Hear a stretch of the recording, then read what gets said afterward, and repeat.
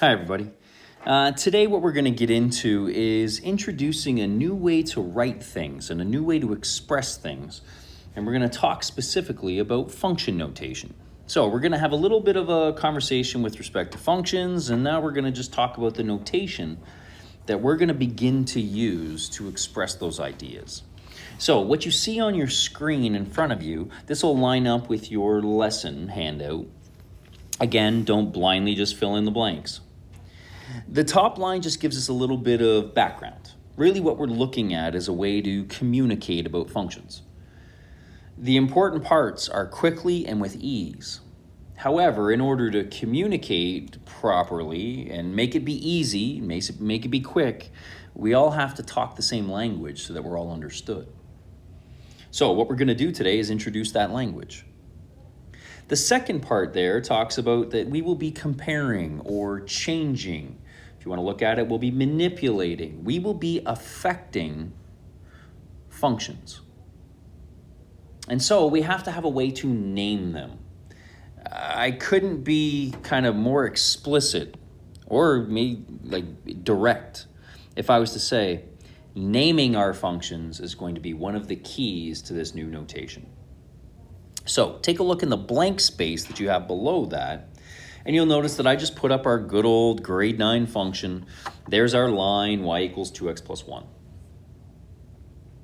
What I have to the right of that, I'd like you to get down, because that starts to talk about maybe how or why we're able to label what we will with what we do.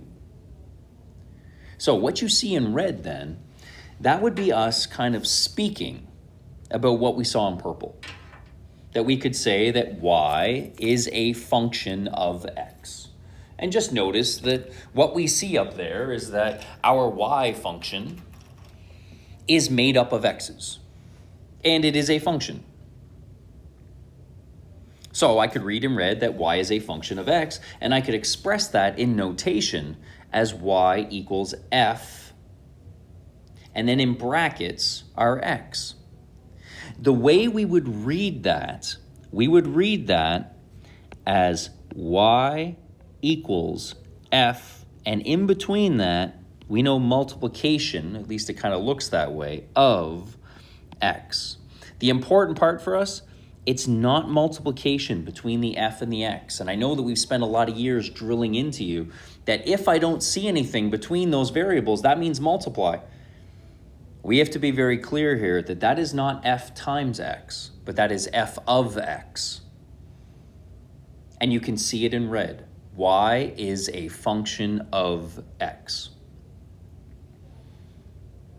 And so if I was to take my red line with the notation in it, y equals f of x, well, if y is equal to f of x, then I can replace my y with f of x, and I come in on that new purple. So I could express it then as f of x equals 2x plus 1. Now, I just want to take a moment on that last purple line just to break down a couple things in it.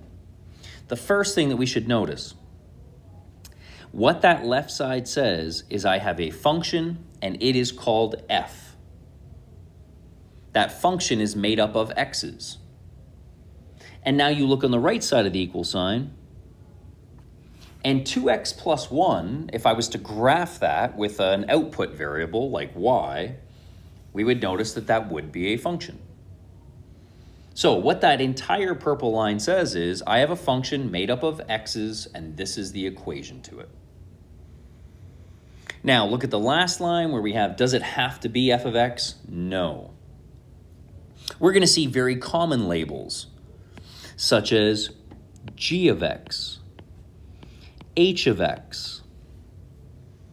In fact, that h of x function would be something that we would see to be very common, maybe coming out of our grade 10 class when we spent all that time dealing with parabolas. The only thing that I want to kind of shy you away from is using the name x of x, because that terminology starts to get really confusing. Now, was that a function made up of x's that you chose to call x? Or was that x times, I'm hoping that we can see, that last one's pretty confusing. But for us to have a function called g or a function called h and so on, that's going to be pretty common. Okay, that's it for some overlying general theory. I think what we're going to learn today is going to be through the process of doing. So what I want to do is I want to jump into the rest of this page. You see that next section just asks you to name the function using function notation. So we could go through in question A, and we could see that our function is made up of x's. And so my function notation must have x's to it. Now, I get to pick what my name might be, and maybe since this is the first one, I play it really safe, and I just call it my generic f. Now, I need my equation. So 3x squared becomes the expression that represents my function. That function I've chosen to call f, and it is made up of x's. Everything in that line has to be there, with the exception of f. You could have chosen a different label if you like, but the rest of the purple had to be matching. Okay, let's jump and take a look at b. Your function in b should look very familiar. And as I mentioned earlier, there's your good old parabola. That would be us, dealing with throwing a ball off of a roof or a balcony and it falls to the ground. You can see your variables in the expression. We have h and we have t. So maybe that h might represent something like height. That t might represent something like time. Very common function for us. Okay, we're going to name that function using function notation. So maybe I like the fact that it's a height function. So I like calling it h. No worries, then call it h. So maybe we call it h. And it has this equation to it. Okay, I want you to think about what has to be in the brackets. And I'm hoping that we came to that conclusion. Notice I can't call it h of x. I can't call it f of x because there are no x's in that function. It is not a function of x. It's a function of t. So same thing as previous. The only thing that could have been different was what we called the function. Everything else in that equation had to match up. T is my independent variable. So it is a function of t, and there was the expression that gave it to me. Okay, I want everybody to just take a shot at C. Okay, go ahead and pause the video now. Okay, so we're back. So the only thing that needed to make sure that we had was an a cubed and an a. And I'm hoping that everybody had in brackets your a because it's a function of a. And who cares what we called it? I'm going to bet and say nobody called it k of a. So I just chose to pick k. Again, you could have chosen f. We need to know as well, like, hey, that k was uppercase. I know you didn't know it, but maybe we had an idea in our mind that all of our functions had to be lowercase variables. No, there's no problem calling it a b of a function and using an uppercase b. We have all of those as options as well. So I'm hoping that you took a look at that, and now we're at the very least kind of comfortable with naming functions and seeing the parts that have to be in there and then the parts that we get to choose, perhaps. Okay, let's jump in and actually start using this function notation. So I'd like you to take a look at problem 3 that you see on the screen. Problem 3 tells me that f of x is a particular function, and there is the equation for that function, x squared minus x plus 1. And we've now been asked to find a number of things. Okay, as we proceed through function notation, one of its key purposes is to be able to name functions. We've addressed that in the previous problem. We can see that we can call it a certain number of things. The second thing that you're going to start to feel about function notation, we mentioned that it was about communicating about functions. Well, part of that communication can almost feel like instructions. that I would argue to you that the faster you can start to see the 4 expressions that I've given you, in A, f of 1, B, f of negative 2, so on and so on, the faster we can see those as simply instructions, then the more comfortable we will get with our function notation. So let's walk through A together, and then I think I can let you guys go for a bit. Okay, A asked me to find f of 1. So the first thing I might say is like, f of 1? Okay, well, what's f? Well, I look back up into my original expression, and I see f is that equation. So the next thing I might take a look at then is what's different between what I've highlighted in purple, my original function, and my new notation, f of 1. Well, it looks like I went through and I replaced my x in my original function with a 1. I replaced my x in f with a 1. Well, I think we have enough background with us in terms of substitution that if I replace one of my x's with a value, then I have to replace all of my x's with a value.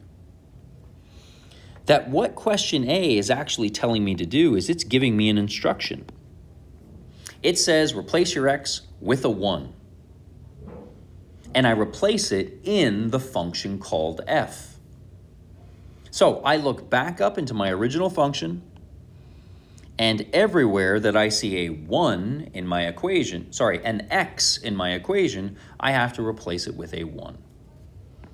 So I have my 1 squared minus 1 plus 1. Now, even though this is very straightforward, can I get you to please write that down? In the future, I would never need to see you blindly substitute. You can substitute and calculate. So if you looked at it and you said, okay, well, 1 squared is 1, minus 1 is 0, add on 1. F of 1 is 1. And all you gave me was the starred line. That's perfect.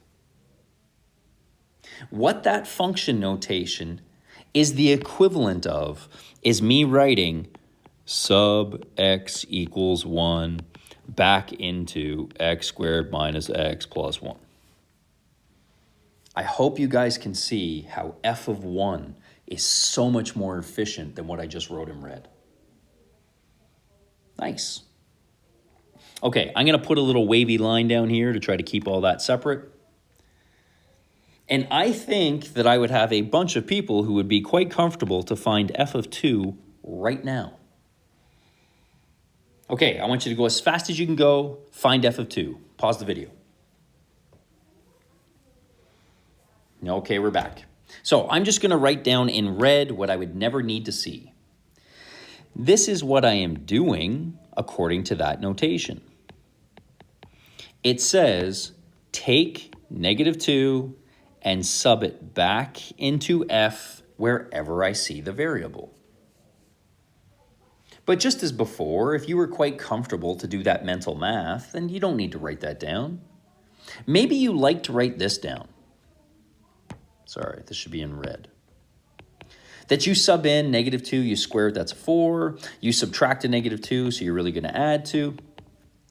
That avoiding some silly mechanical mistakes and just jotting down 4 plus 2 plus 1 can make you faster than just writing down the blind substitution. But we're not jumping too many steps in our head, and therefore we're going to make a silly mechanical mistake. You write down your 4 plus 2 plus 1, yeah, we should be good to come in on f of 2 equals equals 7. Okay, I think we're good to go. Now, all we're going to do for the rest of the problems is we're going to kind of pop up some stuff that might cause a little bit of a snag for you. Some things that maybe you didn't know were options, that we're going to work through some of that doubt. So, as an example, take a look at C. Some people could get a little messed up by C. That as they take a look at that notation that says f of k, you start to maybe get lost in this like, well, what is k? And I might argue to you, who cares? What does that instruction say? It says, take a k and sub it back into f wherever I saw my variable. So I'm just going to get rid of a lot of that highlight and boxes and everything else so we can see a clean function. But that's all that says. Take a k, sub it back into f wherever I see the variable. Okay. So f of k is going to equal k squared minus k plus 1. And notice there isn't any simplifying I can do. That is fully simplified. Now, why did I bother spending your time working through C? It's that sometimes we get pretty comfortable in A and B subbing a constant in. So we can sub a number back into a function. And I would have had a few people that would have been a little thrown by it. So wait a sec, you mean I can sub a variable in for a variable? And I'm like, sure. Function notation is simply a set of instructions. So that set of instructions said, replace all your x's with a k. You said, okay. I'd like everybody to work their way through D now. I'm going to argue for most of us, function notation is not an issue. It might just be some of our simplifying, some of our background skills. Okay, I'd like you to go through and find f of 2x, fully simplified. Okay, pause it now. Okay, we're back. So we should have been okay to say f of 2x, yikes, x is going to equal. Now, same thing. I wouldn't have to see this. I'm going to write this down just so that we can see what was probably the common mistake that we made if we made one. I would have bet that I would have had a lot of people that told me f of 2x equals 2x squared minus 2x plus 1. Because when they subbed back in, they wrote 2x squared. And I just need us to look back at our original function and notice that the entire x is squared. So notice the difference as we take a look at D between what I wrote in purple and what I wrote in red. We should be able to determine which one of those is correct, and I'm hoping that we're coming in with the red. But if I thought of it as the purple, that's what causes that mistake. So just slow down a little bit, make sure that we're good, that when I am substituting any exponent, I have to be very focused as to what was the base.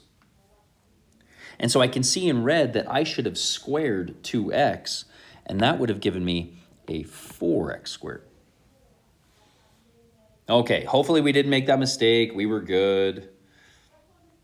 And now I think I can kind of let you guys go for a few problems. So let's take a look at that next kind of grouping of problems. Okay, you'll see that I just copied out what f of x was above the next grouping of problems, just so that we could all see it on the screen again. You have problems E, F, and G on your handout. Okay, I would like you to give E a shot.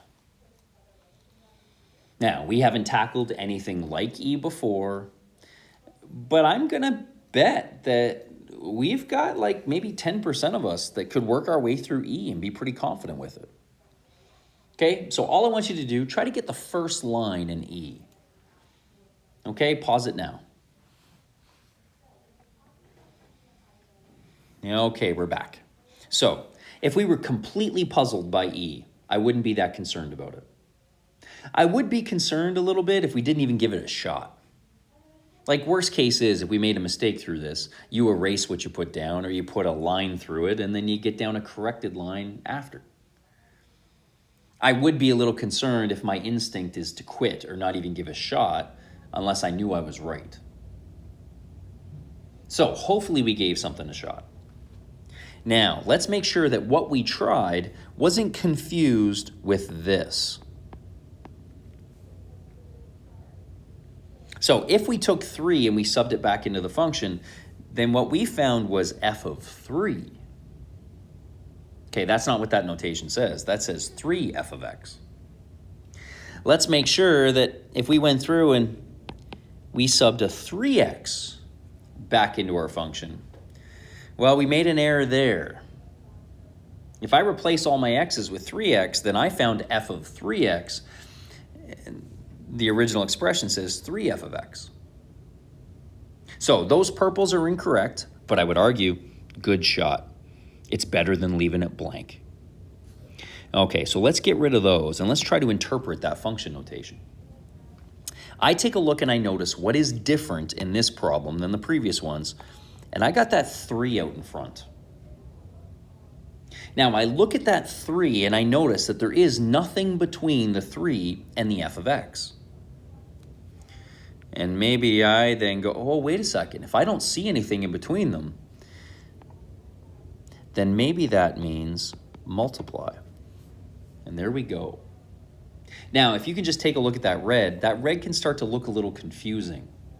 And it's because we have our x as a multiplication symbol, and then our x as our variable. So maybe you can see why we choose to write take f of x and multiply it by 3 without the multiplication symbol. So really what that says is it says take 3 and multiply it by f of x. Okay, that almost might seem like a trick because it might feel so easy, but 3f of x is going to equal take 3 and multiply it by f of x. Now, what was f of x? It was 3 terms. It was x squared minus x plus 1. Okay, notice what I have on the right side of that equal sign matches the left side. F of x, I'm going to highlight in my original statement. F of x is the purple. F of x is the purple. So f of x is the purple. And notice all I did was just multiply it by 3. Okay, if we're good with that, then the only thing that we should be able to see in that blue is that we're not simplified. So let's expand in our 3, simplify each term, and there we go. Nice. Okay, we're starting to add operations into function notation now. I want you to notice that E was the first time where we actually did an operation in function notation. Okay, let's keep going with that. So you take a look at F. I want you to give F a shot. Worst case is we're wrong and we put a line through it. Okay, everybody get something down for F. Pause it now. Yeah, okay, we're back. So the biggest part with us is to examine 2f of 3x. There's actually 2 instructions in there. The first one that I'm going to highlight in red is similar to what we just did. I see no operation between the 2 and the f, so I know that that means multiply. I have to multiply the whole thing by 2. The problem is I'm not multiplying f of x. I'm multiplying f of 3x. So now I notice that my x was replaced with 3x. So I have a substitution that I also have to make.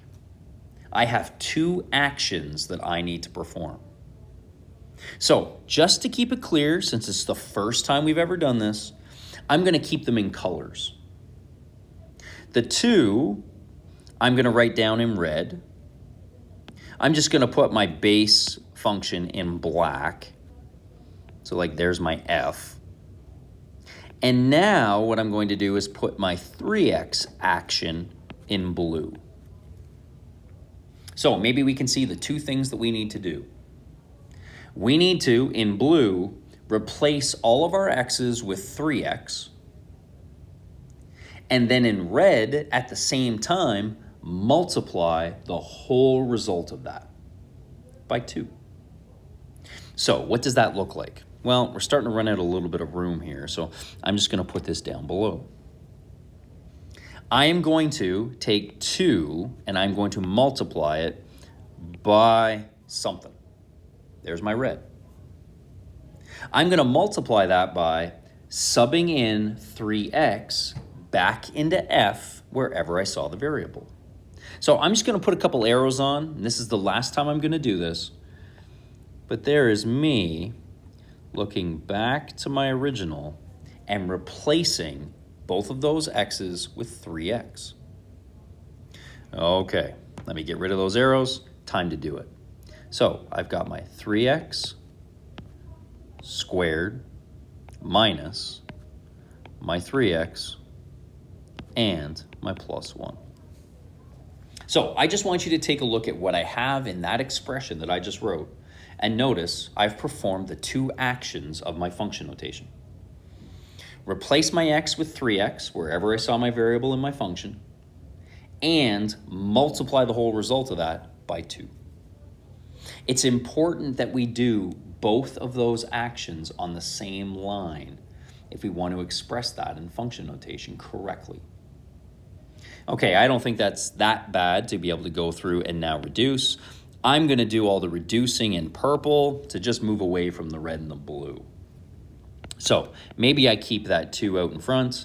I can square my 3x. Can't really simplify anything else. Now I can expand in. And there we go.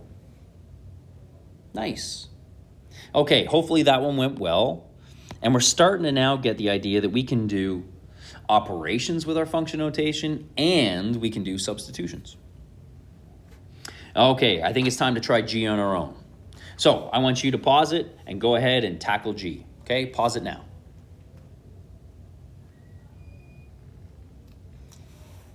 Okay, we're back. Now, I wanted to throw problem G at you because this would be one where if I had you in person, we would be walking around and I would probably be just shaking my head at you in like absolute disgust if you have something down for G. Now, some of you might end up going, why? Like it looks just like question F. So I went through. I hope this would almost be your answer, at least this your thought. Can't do it. Now, you might be looking at it and looking at your solution going, but why can't I do it? Like, I have something down on the page. All I'm going to do is multiply everything by 3 and sub a 2 in wherever I see the variable. My question to you is going to be, you're going to sub a 2 into what? G? What the heck is G? And if we take a look back, that's an f of x function. I have no clue what function is called G. Okay, yes, I threw a little bit of a trick question at you. But the whole point of that problem was if you just blindly subbed a 2 back into f, and then you multiplied the whole thing by 3, I need to draw to your attention, don't lose track of the name of the function. That says sub 2 back into G and multiply it by 3. And your response to me should be, I can't do it because I don't know what my G function is. Okay, so let's make sure that we don't lose sight of what the name of the function is as we start to view our function notation as instructions. Okay, let's jump into some other problems. Okay, now you can see that I've thrown 2 different functions at you. One called f, one called g. Both of those functions contain the variable x. They're made up of x's. So I have a function f made up of x's and I have a function of g made up of x's. I'd like you to now go through and find the expression for each one of these expressions, fully simplified. So let's take a look at the first one. We need to come up with what f of 1 plus g of 2 is. Now, I'm going to walk through this one, not because I think you can't tackle it. I think everybody in here should be able to tackle what f of 1 plus g of 2 is. If we would struggle to, then I would be concerned that we're missing stuff from our previous discussion. So I want to be very clear that I think A is about as easy of a problem as I could throw at you right now. So your confidence level should be high. The reason why I want to talk about A is for the form of your solution. I would have many people right now that may feel like they want to find f of 1.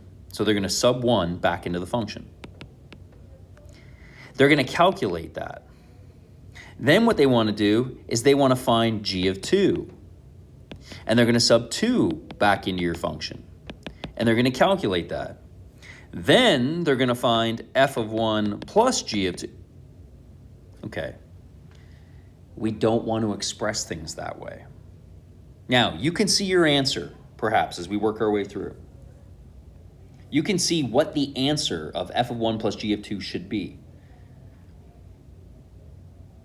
However, I'm going to erase everything on that screen. Notice what I underlined in red is a single expression. That's like a sentence. That's like a sentence that we talk about. It's just in a different language, algebra. So for us to interpret that sentence, yes, we can break down parts to it, but if we start to break apart the sentence, it might lose its idea. So we want to keep that expression intact. So I should be able to find f of 1 plus g of 2 as one expression. So I can put an equals down because I'm going to write the expression that is equal to f of 1 plus g of 2. So what does f of 1 tell us? It says take 1, sub it back into f wherever we saw the variable. I'd like you just to write this down. This would be me following f of 1. Now it says add to that g of 2. Well, g of 2 says take 2, sub it back into g wherever I see the variable. Okay, sub in. Now, you'll notice that I didn't do that previously, and I would expect that most of you guys wouldn't write that line down. You would just go and do it. But I want to draw to your attention a really important factor. That's all one statement. Everything's still intact.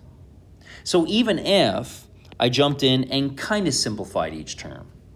So I took my 2 and I subtracted my 5 times 1.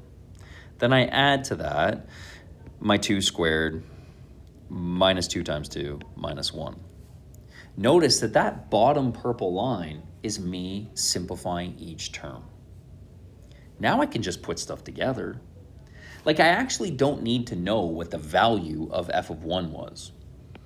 But you can rewind the video, or maybe you got a decent memory and you remember we got to -3. I don't need to know the value of g of 2.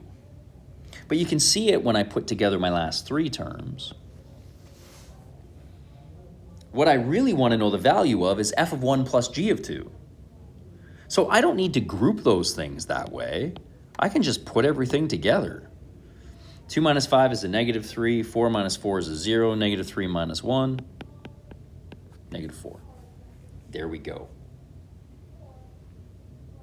So in terms of solution, I think a smart solution is to include those 2 start lines. I think it avoids risk for mistake. It puts enough down that we don't have to keep too many numbers in our head. Okay, maybe some of you could see the trap that I almost set in problem A. I'd like you to work your way through and try to do the same thing. Do it as one expression in B. Okay, so I need you to find the value of f of 2 minus g of -3. Okay, pause the video now. Try to get down to a final expression. Okay, so here we work our way through, and I'm going to write down maybe what I expect some people to have as a common mistake. So the first part of my instruction says f of 2. So I'm going to replace my x in function f with a 2. So that's a 2, and then 5 times 2, 10. Now I need to subtract that. Now I need to find g of negative 3. So I'm going to replace all my x's in g with a negative 3. So I'm going to calculate negative 3 squared, positive 9. Negative 2 times negative 3 is a positive 6, minus 1. If you have that line down, I'm going to argue you understand function notation. We just messed up a little bit on an operation. That line is incorrect. But to examine it, I want to go back to A for a second. Remember how I went through pretty quickly? I found f of 1 independently. This was f of 1. And then I went through and I found g of 2 independently. This was g of 2. And so had I followed along in that same manner, there is my f of 1, there is my g of 2. Now, you might notice that didn't hurt me that I didn't include brackets back in A. That's because look at the operation that's in between them. I'm adding two things together. Now you take a look, and if I was to put the brackets in B, there is me finding f of 2. Now there is me finding g of negative 3. Notice what operation I have in between. I'm subtracting. And when I have a negative out in front of a bracket, that matters. So I'm just going to get rid of all of that stuff that I just put in G.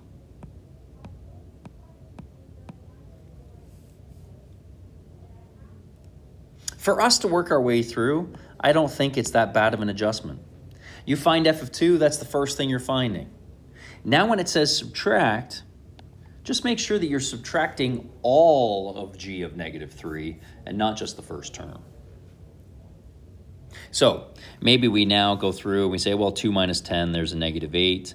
And I'm going to end up subtracting 9 plus 6 minus 1, there's a 15, 14.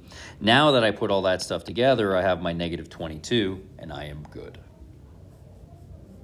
So just be very, very careful. That minus that I see in between my two function notations might make me pump the brakes a little bit there and make sure that I don't make a silly mechanical error. Okay. I think we tackled enough that we should be able to confidently go start to finish on the last problems. So you start to take a look at the notation in C, and we have not encountered a notation as ugly as that before. However, I'm going to bet and say that I'd have half of you guys that would be able to work your way through C. So it might get a little ugly, but it should clean up really nice.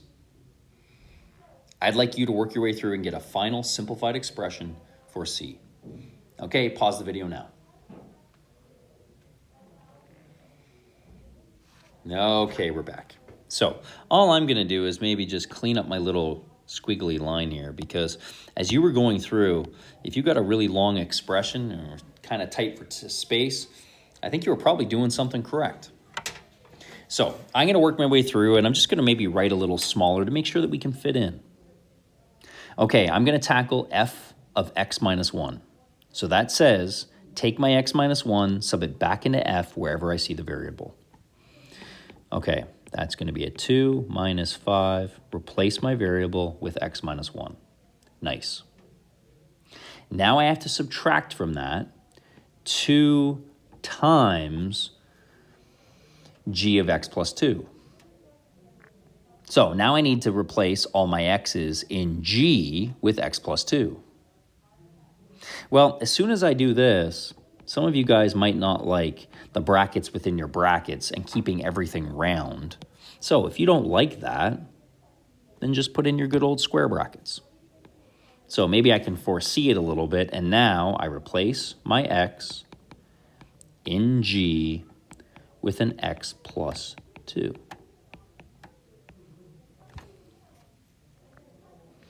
So there we are in our expressions. I'm going to put in the brackets that aren't needed on the first term.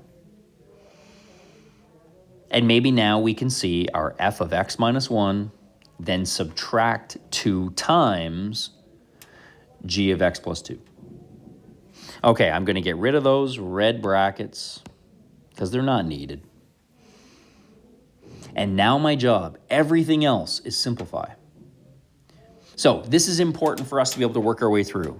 We should almost be able to shut our brain off now and rely back on our old algebra skills to be able to reduce and simplify this correctly.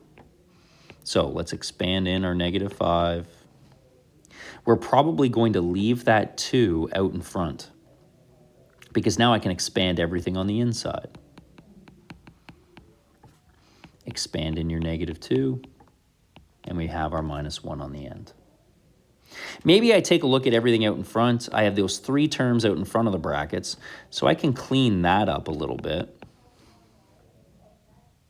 I might leave that 2 out in front until I clean up everything on the inside. And when I collect like terms on the inside, I get to that. So now I could go ahead and multiply in that -2. And now one last line, let's collect everything that we can collect and fully simplify that expression. And there we go. So if we got down to -2x squared minus 9x plus 9, I think we're doing great. We haven't tackled anything that looked as ugly as C before, but we were able to use our background with some simpler expressions, and we were able to work our way through. The other important thing that I want to make sure that we're really good at, what I am circling in green or boxing in green, that's our function notation. So I want to make sure that if we didn't get the red correct, that we understand why. You take a look back. If you have the green correct, but we don't match up with the red because we made an error somewhere through there, then your difficulty is not with function notation. It's maybe with expanding brackets. It's maybe with collecting like terms. It's maybe some mental math. Let's make sure that we interpret any errors we make correctly. So if we got the green, then I think you're doing great for the idea for today. If we goofed up along the way, then we have to take a look at that goof up. And we have to say, was it a silly mechanical mistake? And if it was, who cares? We don't worry. That's human error. We all make them. But if it was a theory mistake throughout that purple getting down to the red, then I might be concerned that maybe I've got some gaps from previous years and I got to work to clean those up. Okay, hopefully C went well. And we've got one more problem to go. Okay, same thing. I've just copied out F and G above so we can clearly see them. I'm going to shrink that down a little bit now that we've got it. And I should be able to leave you with question D, and you guys should be good to go through. Let's use D as a gauge for us. If we are good at being able to go through and simplify D, then I honestly don't think there's going to be anything I can throw at you in your practice that should cause you problems. D has got a ton of stuff in it. Let's work our way through towards it and use it as a gauge of our understanding. Okay, work your way through, simplify D. Pause it now. Okay, we're back. So let's take a look at D. We'll see if we match up with our function notation. So I'm going to do our interpretation of function notation in green. Okay, I need to take 3 and I need to multiply that by subbing 2x into f wherever I see the variable.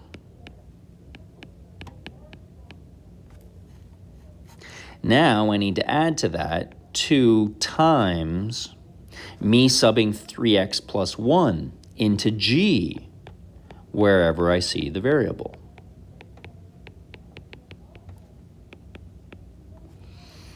So, as I stated earlier, if you have that green, you understand your function notation. Now we're just going to be challenged. Can we go through and deal with all the algebra in between to be able to get down to a simplified form? So maybe we leave the 3 out in front and I simplify what I have inside the brackets. I probably leave the 2 out in front and I expand and simplify everything inside the brackets. Maybe I expand my 3 in, but maybe I hold off on that 2. I don't know. You guys work your way through with whatever you are comfortable. After we collected everything inside that second big set of brackets, now maybe I expanded in that 2. And now I can go ahead and put that in descending order for standard form. And hopefully we match up. So if I just circle that in red again, just so we can talk about it. As I said, the green is your function notation. You got that, you're good with today's topic. All the purple, there's your background algebra skills. So if we're not matching up with what we've got boxed in red, then we just have to figure out why. Silly mechanical mistake, not so concerned about. If that's human error, no problem. But if there's theory in how we got down to that final expression, then I think we should be asking pretty quickly to try to work through some of those gaps from some old material. Okay, there we go for today, an introduction into function notation. So we're good with being able to name functions like f and g, and we're good with how to interpret substitution into a function and operations between functions. Nice. Okay, your job now, jump in and get some practice. Nail it down. Okay, good luck.